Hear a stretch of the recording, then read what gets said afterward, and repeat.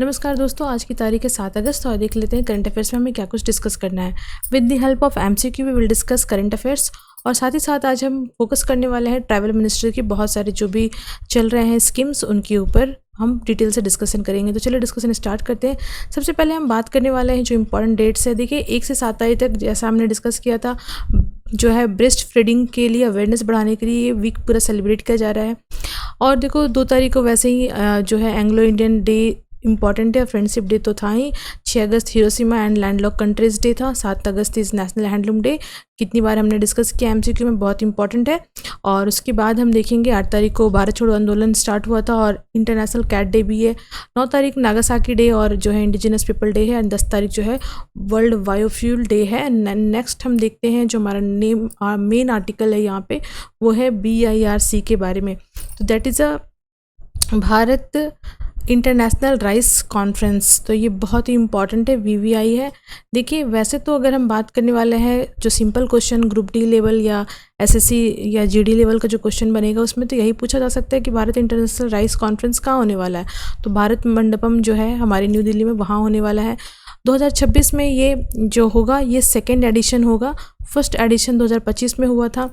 और ये एक्चुअली में जो BIRC है that is a Bharat international rice conference, वास्तव में ये जो बॉडी है ये राइस के लिए जॉइंटली काम करती है। चावल की जो भारत में खेती होती है उसको कैसे बेचा जाए, कैसे उसका एक्सपोर्ट बढ़ावा किया जाए, उसके लिए जो है ये बॉडी ये एपिडा के साथ मिलकर के काम करती है। साथ ही साथ इसमें एक और बॉडी यहाँ पे इन्वॉल्व होती है that is what Indian rice exporter federation. तो ये भी इम्पॉर्टेंट है। इंडियन राइस एक्सपोर्टर फेडरेशन ये बॉडी के साथ मिलकर के जो है हमारी एपिडा के साथ मिलकर के ये BIRC वर्क करती है। अब देखो सबसे इम्पोर्टेंट चीज़ है 2 बॉडी यहाँ पे मिल रही हैं। पहली चीज़ तो मिल रही है हमें एपिडा। हमने देखा है कई बार एपिडा के बारे में बहुत सारे जो एक्सपोर्ट की जब हम कोई भी न्यूज़ को डिस्कस करते हैं तो उस वक्त हमें ये चीज़ देखने को मिलता है। APEDA is what, A for agri, P for what, आप सोचिए। देखो A for agri, P for process, ठीक है। जो हम लोग एग्रीकल्चर जो भी करते हैं उसमें तो फूड को प्रोसेसिंग करते हैं ना, तो प्रोसेस फूड प्रोडक्ट्स, राइट। और ये है आपके एक्सपोर्ट डेवलपमेंट अथॉरिटी। तो जो भी फूड प्रोडक्ट्स हमने प्रोसेस किया है उसको ये एक्सपोर्ट करती है। तो बाय द नेम ऑफ जो है हमारा इससे समझ में आ जाता है कि ये क्या काम करती है। तो agri process food products export development authority of India है ये एपिडा। और ये जो है बन के तैयार हुई थी 1986 में, याद रखना है। लेकिन ये ऐसे ही नहीं तैयार हुई थी, इसके लिए एपिडा एक्ट पास किया गया था और ये एक्ट जो पास हुआ था वो 1985 में हुआ था। तो कायदे से ये एक स्टैट्यूटरी बॉडी है क्योंकि ये कानून पास करके बनी है। ये आती किसके अंदर है, ये मिनिस्ट्री के अंदर आती है। मिनिस्ट्री ऑफ हमारी जो कॉमर्स है, ministry of commerce and industry के अंदर ये बॉडी एपिडा आती है। और अगर हम बात करें IREF के बारे में तो देखो ये जो बॉडी है इसका एक मोटो है। मोटो भी इम्पॉर्टेंट है, क्वेश्चन बन सकता है। तो देखो मोटो क्या है, 1 नेशन 1 ट्रेड 1 पॉलिसी, ठीक है। और ये बॉडी 2023 में तैयार हुई है, बन करके 2023 से ये वर्क कर रही है, ठीक है। और ये जुलाई महीने में 23 जुलाई को 2023 में ही ये बन के ये बॉडी तैयार हुई थी। इसका काम वही है, ये एक प्लेटफॉर्म है जहाँ पे आप जो है राइस की ट्रेडिंग करते हैं। तो एक इम्पॉर्टेंट चीज़ है। और भारत जो है एक्सपोर्ट करने में, अगर हम बात करें राइस की जो एक्सपोर्टिंग करने की बात हम करें तो यहाँ हम देख सकते हैं कि वर्ल्ड का लार्जेस्ट एक्सपोर्टर भारत जो है 2024-25 के साल में उभर कर सामने आया। लगभग 20.19 मिलियन मैट्रिक टन जो है हमने चावल को भारत से बाहर भेजा, एक्सपोर्ट किया है। और थोड़ी सी बात करें तो ये जो है मैंने बताया आपको BIRC के बारे में कि ये 2nd एडिशन था। और ये आप देखो जो है राइस के लिए जो इंडियन एक्सपोर्टर्स हैं, जो भी जितने भी भारत के जो एक्सपोर्ट करते हैं फार्मर्स हैं या जो भी मार्केट के जो इंडस्ट्रीज़ के लोग हैं और ये और अन्य जो भी लोग हैं वो सभी इसमें अपना रजिस्टर करते हैं। लगभग जो है 8,000 लोग जो है एक्सपेक्टेड इन्होंने पार्टिसिपेट करना है इसमें। और अगर हम बात करें देशों की तो 120 देश इसमें शामिल होंगे क्योंकि जो भारत से ख़रीदते हैं वो सब देश इसमें होंगे। जो बायर हैं, सेलर हैं, सबके लिए एक सिंगल प्लेटफॉर्म है। तो इसमें एक तरह से जो सप्लाई चेन है ना वो बहुत बूस्ट होता है। प्राइस जो है वो बहुत अच्छे से यहाँ पे डिस्कस हो जाता है। तो एक इम्पॉर्टेंट चीज़ है, एक मतलब एक ओपन प्लेटफॉर्म टू ऑल है। है ना। और अगर हम बात करें तो मैंने बताया आपको कि भारत जो है राइस को बेचने में, एक्सपोर्ट करने में विश्व में सबसे पहला कंट्री है। और अगर हम प्रोडक्शन की बात करें तो इस साल देखो जो पिछला डेटा है उसके हिसाब से भारत जो है चाइना को सरपास कर चुका है। भारत अब विश्व में पहला चावल की खेती करने वाला, मैक्सिमम खेती करने वाला, पहला स्थान प्राप्त करने वाला देश भारत बन गया। पहले चाइना का स्थान था। 145.28 मिलियन टन चाइना का उत्पादन था, जबकि भारत का 150.18 मिलियन टन हो गया। देखो चावल की खेती करने में भारत जो है वो फर्स्ट है, लेकिन इसमें एक थोड़ी सी दिक्कत भी है। देखो चावल की खेती करने में पानी बहुत ज़्यादा यूज़ होता है, और जैसे कि हम जानते हैं कि जो पानी है वो बेसिकली, इंडिया की बात करें तो इंडिया की जो फार्मिंग है, तो इंडिया की फार्मिंग बेसिकली ग्राउंड वाटर पे निर्धारित है। तो ग्राउंड वाटर हम जितना ज़्यादा एग्रीकल्चर में हम यूज़ करेंगे वो हमारे लिए सही नहीं है। स्पेसिफिकली अगर हम शुगर केन की बात करें या हम राइस की बात करें तो ये सब कल्टीवेशन में बहुत ज़्यादा ग्राउंड वाटर का यूज़ होता है। तो अच्छा तो नहीं है इन्वायरमेंट के लिए, क्योंकि हम एक्सपोर्ट करने के लिए चावल का यूज़ कर रहे हैं और एक्सपोर्ट में हम वाटर का यूज़ कर रहे हैं मैक्सिमम टू मैक्सिमम। तो थोड़ा सा रिस्की है, लेकिन अभी चूँकि रिक्वायरमेंट यही है तो ऐसा नहीं है कि हम इसे छोड़ देंगे तो हमारा जो है अच्छा हो जाएगा, और सिचुएशन डैमेज हो सकता है। हाँ, वाटर की जो रिकवरी है उसके लिए हमें ज़रूर से प्लान करना चाहिए, फोकस करना चाहिए, वो एक अलग विषय होगा ना। हम बात करने वाले हैं ग्लोबल, अगर शेयर की बात करें कि भारत कितना सप्लाई करता, तो टोटल 28% जो वर्ल्ड पॉपुलेशन का जो मतलब राइस के लिए जो की पॉपुलेशन है, प्रोडक्शन है सॉर्ट ऑफ कह सकते हैं, वो भारत अकेले करता है। भारत में सबसे अधिक प्रोडक्शन करने वाला राज्य यूपी है चावल का, दूसरे नंबर पर तेलंगाना और तीसरे नंबर पर वेस्ट बंगाल है। वेस्ट बंगाल के बारे में वेरी इंपॉर्टेंट बात यह है कि जो राइस के मेन टाइप्स होते हैं, जैसे कि अमन, औश और बोरो, ये तीनों ही टाइप के चावल जो है भारत बंगाल में पाए जाते हैं। तो ये एक इम्पॉर्टेंट है। थोड़ा सा हम लोग देख लेते हैं कि क्या ग्लोबली रैंक भारत का 1 रहा है जो है 2024-25 के साल में। तो मिलेट्स में भारत सबसे 1, पल्सेस में भारत सबसे 1, और स्पाइसेस की खेती में भी भारत सबसे 1, कोकोनट में भी भारत जो है वो प्रथम स्थान पर रहा है। दूसरे नंबर पर अगर हम बात करें राइस की बात करें तो राइस का प्रोडक्शन में भारत सेकेंड स्थान पे। वीट प्रोडक्शन में ये 2024-25 का डेटा है। वीट में सेकेंड, फ्रूट्स में second, vegetables, sugar cane, cotton, T, right. तो ये इम्पॉर्टेंट है, वेरी इंपॉर्टेंट। चलिए नेक्स्ट बात करने वाले हैं। जो नेक्स्ट हमारा न्यूज़ है वो है नासी से संबंधित। NASI that is a national academy of science India. Headquarter मतलब ये है कहाँ पे सिचुएटेड, प्रयागराज यूपी में। देखो ये जो बॉडी है बहुत पुरानी बॉडी, 1930 में बनी थी। ऑब्जेक्टिव क्या है, ऑब्जेक्टिव यही है साइंस एंड टेक्नोलॉजी की जो ऑल ब्रांचेज है, साइंस की जो ऑल ब्रांचेज है उसमें नेशनल लेवल पे हम जो है एजुकेशन को, रिसर्च को, इन सब चीज़ों को इंडियन साइंटिस्ट के अंदर बढ़ावा दे। मतलब जो इंडियन साइंटिस्ट है वो इस क्षेत्र में कार्य करे, और इसमें जो सबसे अहम भूमिका निभाती है सपोर्ट करने में, वो हमारी जो मिनिस्ट्री ऑफ अर्थ साइंस की जो department of science and technology है वो भी इनके साथ वर्क करती है। साथ ही साथ जो दूसरी ऑर्गेनाइजेशन है DSIR, यानी कि जो हमारी department of scientific and industrial research है भारत सरकार की, वो भी इस बॉडी के साथ, जो नासी है that is a national academy of science India, इनके साथ मिलकर के कोलैबोरेट करती है। तो नासी जो है एक्टिवली ऑर्गेनाइज करती है मीटिंग, डिस्कशन, साइंटिस्ट के बीच में टेक्नोलॉजी जो प्रॉब्लम्स आ रही है उनके बीच में, मतलब साइंस सोसाइटी प्रोग्राम भी ये कराती है। तो इनके द्वारा अवार्ड भी दिया जाता है, और इस बार की अवार्ड की ही बात है तो अवार्ड जो है वो मिला है, जो नॉमिनेट हो चुके हैं अवार्ड के लिए, तो वो IIT बॉम्बे के प्रोफेसर हैं कार्तिकेन लंका। तो याद रखना है आपको, इनको जो है नासी के द्वारा यंग साइंटिस्ट अवार्ड 2026 के लिए नॉमिनेट कर लिया गया है।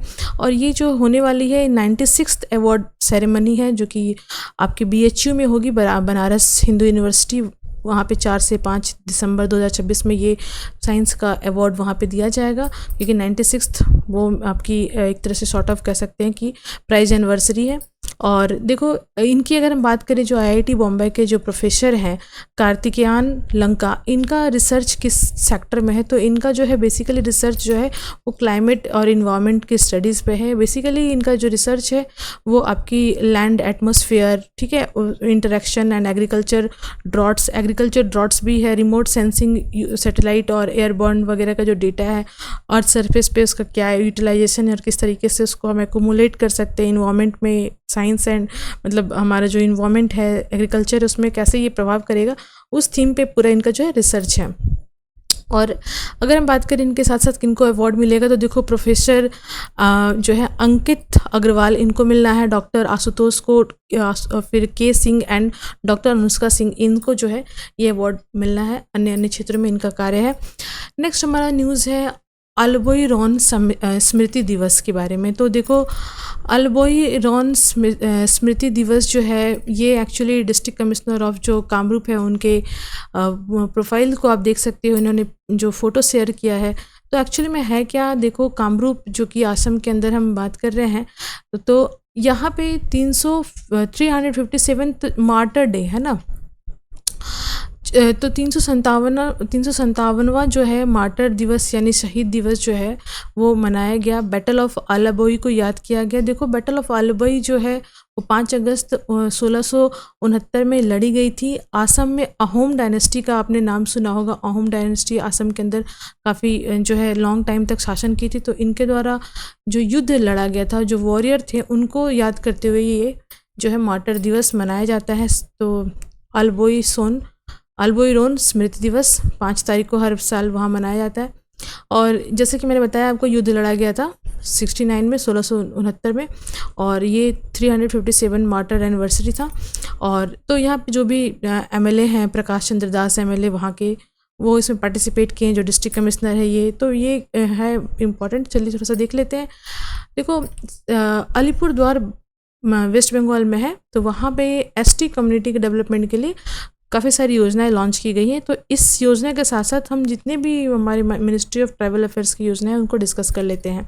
तो देखिए 2 योजनाएं मेनली, तो एक है प्री और पोस्ट मैट्रिक। तो प्री मैट्रिक के लिए और पोस्ट मैट्रिक का क्या है, देखो जिस भी फैमिली का जो एनुअल इनकम 2.5 लाख से कम है उनके बच्चे को स्कॉलरशिप दिया जाएगा।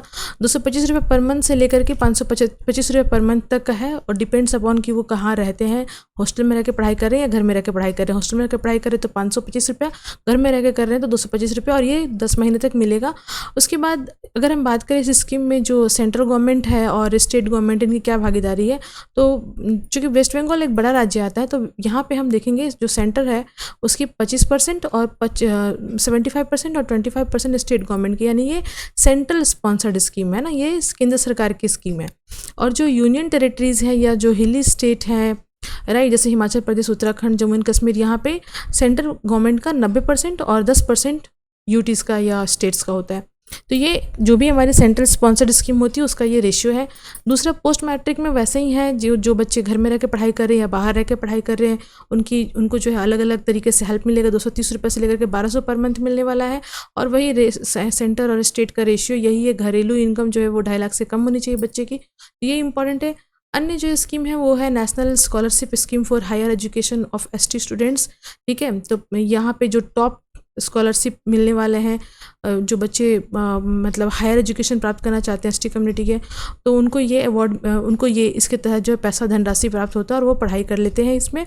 तो इसमें हम देखेंगे कि 2007-8 से ये चली आ रही स्कीम है। ठीक है, तो इसमें बहुत सारे हर साल अलग अलग बच्चे इनरोल होते हैं। National fellowship scheme for higher education of student, जो एसटी स्टूडेंट है उनके लिए। तो इसमें देखो जो पीएचडी करना चाहते हैं या जो बाहर रह के पढ़ना चाहते हैं तो उनको इसमें जो है वो सुविधा मिलती है। यूजीसी जो है वो ग्रांट करती है पैसा 55%, लेकिन मार्क्स आने चाहिए बच्चे के, ये एक इम्पॉर्टेंट चीज़ है। और जो है इसके लिए एज क्राइटेरिया भी 36 साल का एक एज लेयर भी लगाया गया है। नेक्स्ट देखेंगे नेशनल और जो है ओवरसीज स्कॉलरशिप जो होता है जो स्टूडेंट्स हैं, तो एसटी स्टूडेंट्स जो हैं जो ओवरसीज़ में माने विदेश में जाकर जो पढ़ना चाहते हैं उनके लिए है। तो अब यहाँ पे नेक्स्ट देखो जो यूएस स्टैंडर्ड के हिसाब से जो रैंकिंग, अच्छी रैंकिंग वाली कॉलेज है वहाँ पे वो जाके पढ़ाई कर सकते हैं, तो ये भी इम्पॉर्टेंट चीज़ है। फिर धरती आबा जनजातीय ग्राम उत्कर्ष अभियान, ये प्रधानमंत्री जी के द्वारा चलाया गया था। तो ये जिसे हम दजगुआ कहते हैं, 2 अक्टूबर 2024 में ये स्टार्ट किया गया था गांधी जयंती के दिन। तो ये इम्पॉर्टेंट है, ये भी हमारे एसटीज़ के लिए है। नेक्स्ट जो है प्रधानमंत्री जनजातीय आदिवासी न्याय महाअभियान, तो ये जिसको हम लोग पीएम जनमन कहते हैं, ये भी 75 जो हमारे पीवीटीजी हैं, पर्टिकुलर वल्नरेबल ट्राइबल ग्रुप जो हैं उनके बारे में हमने कई बार डिस्कस किया है, आपको बताया कि किस तरीके से ये पहले क्रिमिनल ट्राइब होते थे, बाद में आज़ादी के बाद इन्हें PVTG कहा जाता है। 75 इनकी संख्या है। जितने भी स्टेट्स हैं हमारे और यूनियन टेरिटरीज़ में ये पाए जाते हैं, वहाँ पे PN जनमन इनके लिए होता है। सोशियो इकोनॉमिक डेवलपमेंट इनका हो सके, इसके लिए ये स्कीम है। उसके बाद जो स्टेट गवर्नमेंट है उनको ये कानून के द्वारा बताया गया है आर्टिकल 275(1) में कि जो भी जहाँ पे ST पॉपुलेशन है उनको जो है स्पेशल एरिया घोषित किया जाए, 100% ग्रांट किया जाए स्टेट के द्वारा, है ना। उनकी जो हेल्थ है, एजुकेशन है, स्किल डेवलपमेंट है, लाइवलीहुड, ड्रिंकिंग वाटर, सैनिटेशन का ख्याल रखा जाए। नेक्स्ट है ग्रांट इन एड, जो वॉलंटियर ऑर्गेनाइजेशन जो भी शेड्यूल ट्राइब्स हैं उनके लिए किया जाए। ये भी ग्रांट का जो है वो 275 में ही आता है। और एकलव्य मॉडल रेसिडेंशियल स्कूल है, ये तो हर ST जो एरिया है वहाँ पे हर डिस्ट्रिक्ट में बनाने की बात की गई है। Residential school Eklavya. प्रधानमंत्री जनजातीय विकास मिशन PMJVM, ये भी जो है सस्टेनेबल लाइवलीहुड डेवलपमेंट जो शेड्यूल कास्ट है उनके लिए है। एंटरप्रेन्योरशिप डेवलपमेंट के लिए है ये, ताकि वो अपना कुछ व्यापार कर सकें, ठीक है। या माइनर जो फॉरेस्ट प्रोडक्ट है, जो जंगल में जो 2006 का कानून है उसके तहत जो भी ये माइनर फॉरेस्ट प्रोडक्ट को ये यूज़ कर सकते हैं, एक्सेस कर सकते हैं, वहाँ पे उनको जंगल वाला कानून नहीं फेस करना पड़ेगा, उसके तहत ये व्यापार कर सकते हैं, तो ये भी इम्पॉर्टेंट है। फिर है वन धन विकास केंद्र, ठीक है। तो इसमें जो है मिनिमम सपोर्ट जो है दे करके माइनर फॉरेस्ट प्रोडक्ट जो है उसको ट्राइफेड के द्वारा जो है ये मार्केट में बेच सकते हैं। आप जब भी जाते होंगे खादी ग्राम उद्योग वगैरह, या आपके शहर में अगर खादी ग्राम होगा तो आप वहाँ पर देखते होंगे बगल में खादी ग्राम के बगल में लिखा रहता है ट्राइफेड। तो ट्राइफेड वो वही है कि ये जो ट्राइबल्स के जो गुड्स हैं वो भी वहाँ पे बेचे जाते हैं। नेक्स्ट है tribal research, information, education, communication and events. तो ये भी स्कीम्स जो है वो tribal research institute for research, documentation, capacity building, ठीक है, प्रमोशन ऑफ ट्राइबल जो कल्चर है, अवेयरनेस है, जनरेशन इन्फॉर्मेशन, ठीक है। तो ये एविडेंस बेस्ड पॉलिसी सपोर्ट है। तो इसमें पेपर वर्क है, बट ये भी ट्राइबल्स के लिए है। नेक्स्ट हमारा MCQ है जो हमने डिस्कस किया है अभी तक, उसके आधार पे देख लेते हैं। पहला क्वेश्चन है कि जो है वो जो हमारी अभी गेम होने वाली है Indian junior women hockey team की, तो उसमें जो कप्तान है वो किनको बनाया गया है। तो याद रखना है कप्तान का नाम अभी रिसेंटली 2026 में अभी हम देखेंगे भारतीय जूनियर महिला हॉकी टीम अभी रवाना होने वाली है। गेम स्टार्ट होने वाला है 30 अगस्त से 13 सितंबर तक चलने वाला एक गेम है। चाइना जाने वाले हैं लोग। और देखो ये जो कप्तान है उनका नाम है खाइदिम सेलिमा चानू। तो याद रखना है खाइदिम सेलिमा चानू। और ये गेम का नाम आपको याद रखना है इंडियन जूनियर वुमेन हॉकी, ठीक है। और ये एशिया हॉकी फेडरेशन के लिए जा रहे हैं। ये 18 ईयर का ग्रुप है, 18 साल वाले का ग्रुप है, ये याद रखना है। तो बहुत इम्पॉर्टेंट है और ये अभी गेम स्टार्ट होने वाला है। देखो नेक्स्ट ब्लास्टिक मिसाइल अभी जैसे रात में 8 बजे लॉन्च हुई है, रिसेंट की बात कर रहे हैं। और ये जैसे मॉर्निंग है अभी 7 तारीख का, तो 6 तारीख के रात में 8 बजे टेस्ट किया गया सक्सेसफुली। हम देखेंगे ब्लास्टिक अग्नि मिसाइल जो है वो चांदीपुर उड़ीसा से टेस्ट की गई। डिफेंस मिनिस्ट्री ने इसे जो है वैलिडेट बताया कि हाँ अब ये जो है सक्सेसफुल, ये हर पैरामीटर से क्रॉस करते हुए सक्सेसफुली लॉन्च हो गई है, इन्फॉर्मेशन मिला। और ये बहुत ही ज़्यादा इम्पॉर्टेंट है, एक तरह से माइलस्टोन है, क्योंकि ये भी जो है अग्नि 4 ब्लास्टिक मिसाइल है जिसकी हमने सफल परीक्षण कर ली, और ये इम्पॉर्टेंट है डिफेंस के नज़र से।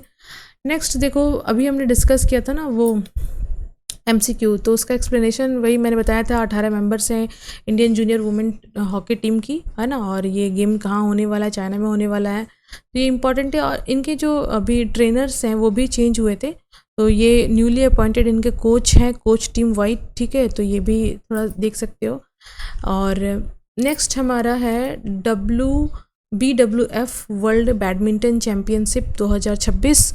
एक्चुअली में वर्ल्ड बैडमिंटन चैम्पियनशिप 2026 जो है वो शेड्यूल्ड हो चुका है, और ये होने वाला है इंडिया में ही, दिल्ली में। लेकिन अभी जो क्वेश्चन है वो ये पूछा जा रहा है कि कौन सा प्लेयर जो है इंडियन टीम के, इंडियन ग्रुप के जो प्लेयर्स हैं वो 5वें नंबर पे हैं इस रैंकिंग में। तो देखिए यहाँ पे हम देखेंगे सात्विक सिराज, रंकी रेड्डी और चिराग सेठी, ये इनकी जो ग्रुप है वो 5वें नंबर पे है। मतलब रैंकिंग बताई जा रही है कि वर्ल्ड लेवल पे जितने भी जो प्लेयर्स हैं उनकी रैंकिंग क्या है। तो इस गेम के लिए उनकी रैंकिंग डिस्कस करेंगे, तभी तो वो फिर सिलेक्शन पाएंगे अपने टीम में, क्योंकि रैंकिंग के आधार पे ही तो फिर उनको जो है वो सेलेक्ट किया जाएगा ना, वर्ल्ड वाइड उनके परफॉर्मेंस के आधार पे उनकी रैंकिंग होगी।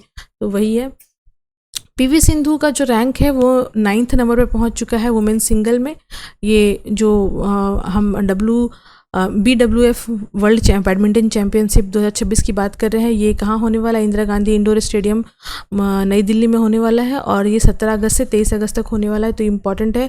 वर्ल्ड बैडमिंटन चैंपियनशिप में मेन डबल में हमने अभी बताया आपको, सात्विक साईराज, रंकी रेड्डी और चिराग सेठी, ये 2 जो प्लेयर्स हैं इनका जो है वो 5th नंबर पे आ चुके हैं। वर्ल्ड चैंपियनशिप में जो ब्रॉन्ज मेडलिस्ट लक्ष्य सेन थे वो मेन सिंगल में 14 नंबर पे हैं। इवन जो हम देखेंगे ध्रुव कपिला जो ओलंपियन हैं वो भी, और तनिषा क्रास्टो, ये दोनों जो है 15 नंबर रैंक पे मिक्स डबल में है। और इस तरह से सारे रैंकिंग्स हैं, तो एक इम्पॉर्टेंट है। चलिए, गेम अभी होने वाला है 17 तारीख से। यूएस की कौन से स्टेट ने भारत की जो 15 अगस्त है उस दिन को इंडिया डे बताया है? तो मैसाचुसेट्स, आपने MIT का नाम सुना होगा, मैसाचुसेट्स इंस्टीट्यूट जो है टेक्नोलॉजी की, तो वो जो स्टेट है अमेरिका का, वो उन्होंने इंडिया डे कहा है 15 अगस्त को। देखिए, नेक्स्ट जो हमारा न्यूज़ है, हमने डिस्कस किया था अभी आपसे नासी यंग साइंटिस्ट अवार्ड के बारे में। ये अवार्ड जो है प्रोफेसर कार्तिकेयन लंका को मिला है। तो ये IIT मुंबई से संबंधित है, वहाँ पे प्रोफेसर हैं। अलबोई रॉन स्मृति दिवस, ये अहोम डायनेस्टी से संबंधित है। अभी हमने डिस्कस किया आपके साथ, 5 अगस्त 1969 को युद्ध हुआ था, उसके स्मृति के स्वरूप ये मनाया जाता है। भारत इंटरनेशनल राइस कॉन्फ्रेंस जो है वो कहाँ होने वाला है? भारत मंडपम।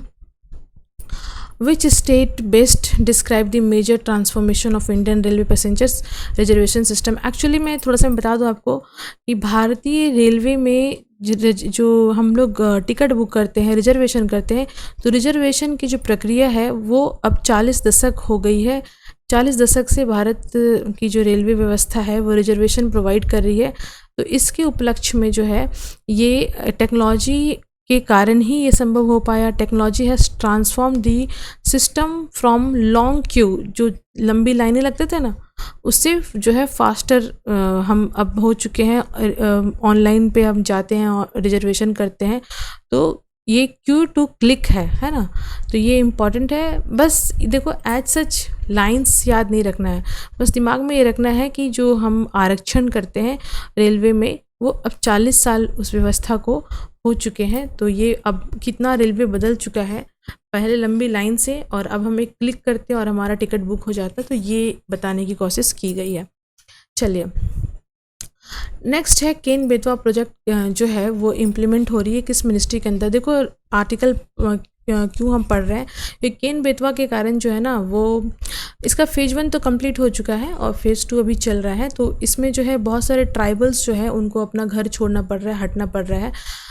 एक बात बताऊं, ये जो Ken Betwa river linking project है ना, ये अंग्रेज़ों के टाइम से चल रहा था और बहुत सारे रिवर से जिनको इंटरलिंक करना है, ताकि भारत में जो एक तरफ राज्य बाढ़ से डूब जाते हैं, दूसरी तरफ सूखा रहता है, उसको दूर किया जा सके। और केन बेतवा इसी सीरीज में पहला ऐसा जो है वो रिवर है, इंटरलिंकिंग प्रोजेक्ट है जो सक्सेसफुली हो चुका है। और ये फर्स्ट है, ये ना सीरीज़ में ये पहला नदी है जिसको इंटरलिंक किया गया है और ये मिनिस्ट्री ऑफ जल शक्ति के अंदर आता है। तो ये इम्पॉर्टेंट है, याद रखना है।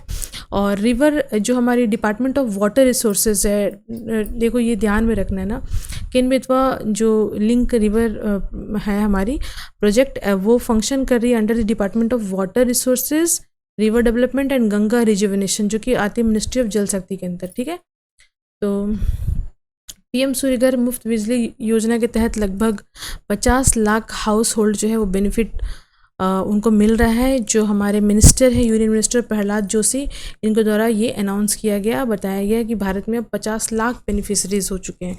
अब समझिए, आधी आबादी लगभग जो है वो सूर्यघर बिजली से वो फ़ायदा उठा रही है, क्योंकि 140 करोड़ की आबादी है, समझ गए? तो मतलब बहुत इम्पोर्टेंट है ये। चलिए यहाँ पे देखिए एक अभी नेक्स्ट जो हमारा वो है, रिसेंटली सक्सेसफुली टेस्ट हुआ अभी अग्नि-4 का, और ये अग्नि-4 जो है वो किस रेंज की मिसाइल है, तो ये मीडियम रेंज ब्लास्टिक मिसाइल है। अभी हमने डिस्कस किया, तो मीडियम रेंज ब्लास्टिक मिसाइल है, और ये जो है उड़ीसा के चांदीपुर से ये मिसाइल का परीक्षण किया गया, सक्सेसफुल टेस्ट रहा। और ये क्वेश्चन होमवर्क क्वेश्चन है, आपको बताना है किन बेतवा जो रिवर लिंक प्रोजेक्ट है ये कौन से मिनिस्ट्री के अंदर आती है, तो इसका आंसर आपको कमेंट करके बताना है। वेरी इजी क्वेश्चन, अभी हमने डिस्कस भी किया है। तो ये था करंट अफेयर जो आज हमने डिस्कस किया with the help of MCQ। करना क्या है गाइज, आपको do like share and comment. Thank you, thanks for watching.